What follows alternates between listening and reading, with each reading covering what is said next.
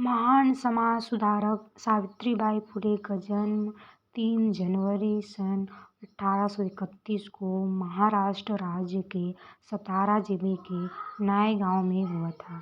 इनके पिता का नाम खंडोजी नेवसे था, जो एक किसान थे।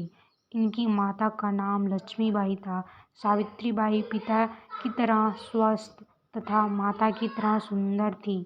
दीन दुखियों का सहारा, गांव के मुखिया के घर इस खूबसूरत कन्या जन्म के समाचार से पूरा नया गांव हर्षित हो गया। कन्या की आंखें, तेज मजबूत शरीर एवं रमणीय सुंदरता को देख माता पिता को संतोष हुआ। आसपास के लोग खंडोजी के घर बधाई देने के लिए दौड़ पड़े।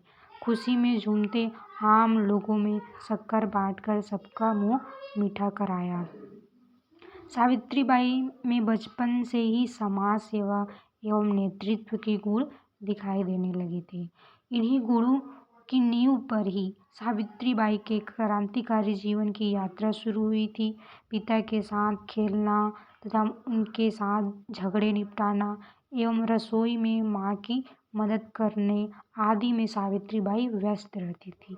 बचपन से ही भय अथवा डर ने इस बालिका को छुआ तक नहीं था। धीरता तथा शूरता जैसे आदर्श गुण बचपन से ही सावित्रीबाई में दिखाई देती थी। सावित्रीबाई पढ़ी लिखी नहीं थी। एक बार की बात है, जब वह अंग्रेजी की किताब के पन्ने पलटा रही थी, तभी उनके पिता उनके हाथ से पन्ने छीनकर फेंक दिए।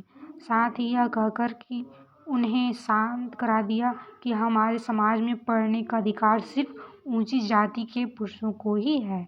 उस समय लड़कियों की दशा अत्यंत दयनीय थी। सावित्रीबाई फुले के मन में तभी से समाज के शोषित वर्ग को आगे ले जाने की चेतना जागृत हो गई। सावित्रीबाई फुले का विवाह पुणे निवासी एक समाज सुधारक ज्योतिबा फुले के साथ कर दिया गया। उस वक्त ज्योतिबा फुले भी 3री कक्षा तक ही पढ़े थे, लेकिन मराठी भाषा का उन्हें अच्छा ज्ञान था। ऐसे में आगे चलकर उन्होंने सावित्रीबाई फुले को पढ़ने लिखने में सहयोग प्रदान किया। सावित्रीबाई फुले और उनके पति ज्योतिबा फुले की कोई संतान नहीं थी, जिसके चलते उन्होंने एक विधवा ब्राह्मणी के बेटे यशवंतराव को पाला था।